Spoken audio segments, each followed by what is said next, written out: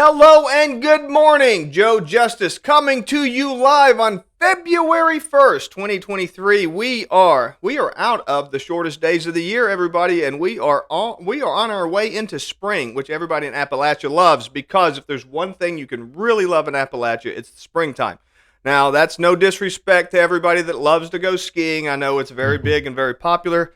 So, I hope that you guys got at least another month to enjoy the season, and we've had some cold weather here, so hopefully there's going to be some fresh powder coming up soon, and I hope that you have a wonderful time in all of the outdoor adventures that we have available. Speaking of outdoor adventures, we have got up next for us today a good friend, uh, and a guy that I've known for a couple of years now that's been promoting a podcast in West Virginia that focuses on the storytelling and the individuals that help make up the Mountain State. I thought I would bring him on to talk about the success that he's had in his podcast. And before he's going to correct me on that, it's not his podcast. He's got a whole team of people that are working with him, and they've been doing a fantastic job. But they have really had a lot of success and talked to some big influential people. The name of the podcast is Mountaineer. The name of the company is Mountaineer Media, and it's the Mountaineer Media Podcast, and they're also available on lots of other social platforms from LinkedIn to TikTok and all over. So I want to introduce for you, I'm going to quit talking and let Cooper say a little introduction of himself. This is Cooper Simmerman of the Mountaineer Media. Cooper, say hi to everybody. Hey everybody, and Joe, thanks for having me on. Like you said, we've had the pleasure of knowing each other now which is crazy because the pandemic time is like bizarre. It has been almost 3 years that we first got interacted, and I remember the first time we interacted was you followed up on one of our challenges through Mountaineer Media. We challenged people to do something good in West Virginia, and it was basically a call to just do some sort of active community service in where you live in West Virginia. And you and your two boys went out and cleaned up the river walk in front of Charleston, cleaned up the trail, and that kind of kickstarted our back and forth. And it's been truly an honor to kind of go back and forth with you for all these years. Yeah, it has been a lot of fun, and it's one thing that I really enjoy, and my boys, they just love. They're the perfect age for that, 9 and 6 right now, and they love watching people on video, and they love, they watch their YouTube. I make sure it's in kid-safe mode because, there's some stuff out there that you don't necessarily want the kiddos to see, but we always make good, family-friendly, Mountaineer Media type materials. I know you guys get a little saucy on Mountaineer Media podcast every now and then, but that's because you guys are talking to some pretty influential people. So the first thing I wanted to ask you, for anybody that might be interested in starting a podcast, talking to creative people, talking to influential people, how in the world were you guys able to get some big names like Brad Smith and Chambers and some really Joe Manchin? How are you guys able to pull that off as a couple little country boys here in West Virginia?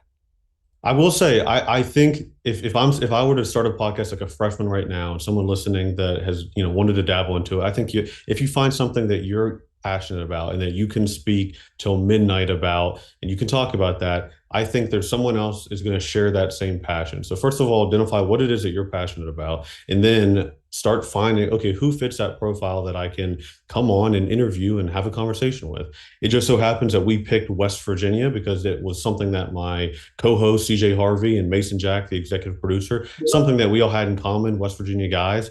And we felt like we could center a conversation around West Virginia, around the culture, around Appalachia. And that just so happened to, I think, resonate maybe so uniquely with West Virginians. We're very prideful of our state.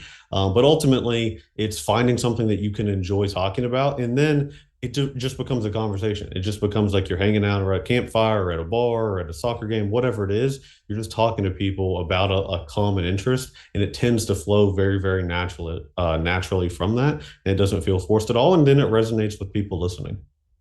And now you had mentioned a minute earlier that this whole thing started during the pandemic. Tell me a little bit about the story about how did this start? What did the pandemic have to do with Mountaineer Media? Well, the pandemic brought CJ and I, we had gone to college together. We grew up together, went to Capitol High School together. It brought us back together, catching up. Is when literally like March, April, May of 2020, when it felt like the world was ending.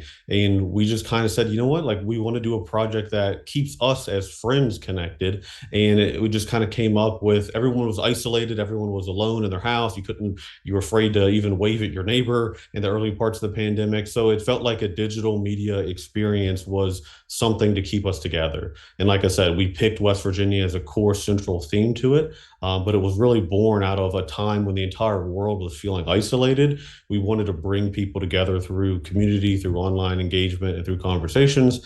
And we've been rolling now, like we've said, for 2.5 years.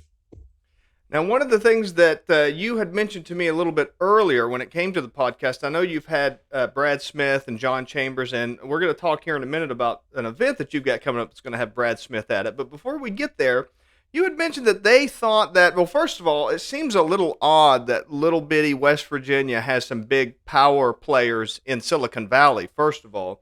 But you had mentioned that there seems to be something about Appalachian culture that contributes to technology. Could you tell me a little bit about that? There is, and I think I don't think I've shared this outside of the podcast. So I'm happy to tell this story. It's West Bush. I think most concisely summed this up. And West Bush is a Morgantown native, and he's a chairman of Northrop Grumman, the largest defense contractor in the world. This company is putting rovers on Mars. They're helping the United States, fund and build a military with complex technology. He said to me, and I asked him the question about, I said, in a world of increasing AI, in a world of increasing technology, in the business and our personal world, where does that fit into West Virginians? And he thought we fit in maybe more beneficial or more valuable than any other group of folks, Appalachians, because you need strong people, meaning strong character, strong will, family values, communication, friends, resiliency, resourcefulness, humble. You need these core uh, characteristics in beings to run those systems. So as the world does feel like we increasingly incorporate technology, we're talking right now via remote podcast. You need systems, those systems need run by good people. And if they're not run by good people, we could see how they could become nefarious and it could be used against humanity. So West Virginians and Appalachians, even more broadly, have those core characteristics about ourselves, the way we treat our community, our friends, our family, and our loved ones. So we're uniquely positioned and already are, but will continue to be leaders as the world does become more technology driven. Yeah, I think that that's really true, and we notice that it makes a big difference having different offices in different locations because people in Appalachia like to work with other people. They don't necessarily like to work from a screen. Mm-hmm. They like to have that hands-on experience, the face-to-face experience. And I know with your podcast, I know you've had the opportunity. Most of your interviews are done remotely. If not, are they all done remotely or just mostly done remotely? Mostly, yeah, 95% of them are remote.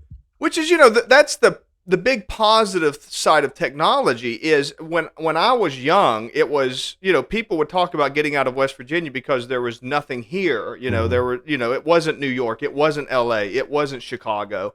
But now you have access to people in Silicon Valley. You have access to people in New York. You have access to, without leaving your home, which I think is a big advantage to kids today. I think so, and I think we have to be honest with ourselves. Is that we often speak about the future as if it's like it's going to arrive on some future date, like in 2030, it's going to just come and crash in, and now the future we're just going to behave differently. We're already a humanity that interacts almost predominantly in our world. We call our loved ones. You FaceTime your grandma. You email your boss. You jump on Zoom with your coworkers across the country. Like we're already integrated with technology in a way that people enjoy, and it speeds up. It's efficient and it works because it does connect people. So, like you said, in the most positive sense of it is you can use it to enhance relationships, communication. Like how often would I get to talk to my uncle who lives in Tennessee if it wasn't for technology? Only at Christmas, only at Easter, only at Thanksgiving. That wouldn't be that much of a dynamic relationship. It'd only be 3 times a year. But FaceTime, group chats, Facebook, these things allow us to even be more connected to our loved ones. So we've really tried to lean into that model because I think that's just I mean, I don't see it slowing down, but if you lean into it, what it's done for us is it's given us friends all over the country and all over the state, is we can connect with those people and have those conversations.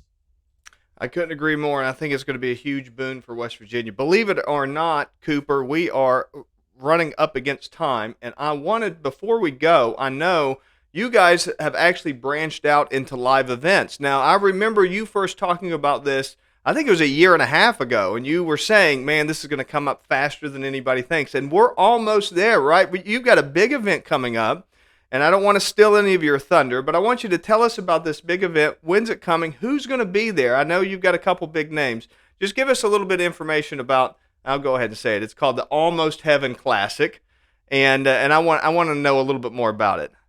The Almost Heaven Classic is going to be on June 9th and 10th. The first day, June 9th, is going to be a physical manifestation of all this digital stuff that we're talking about, this networking, the social media world. We're going to put that into a real world, in-person event on June 9th in Canaan Valley in West Virginia. Brad Smith and Sarah Biller are going to headline a live Mountaineer Media podcast with us. But the whole goal of it is to get influential, passionate business leaders, organization leaders in West Virginia into the same room to hopefully build collaboration, new partnerships, new friendships that leads to real world results.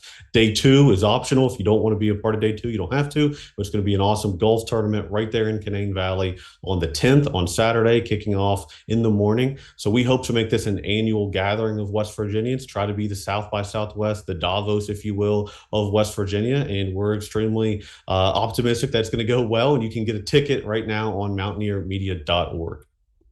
All right, and I put in the comments mountaineermedia.org. If you go there, you can get the tickets right there. It's available for you. Go ahead. I know I'm going to be there on Friday, and I'll be saying hi to everybody. So, Cooper, I want to thank you again for popping on with us today. Really appreciate it. We're going to have to talk again sometime real soon. It's been a great event today.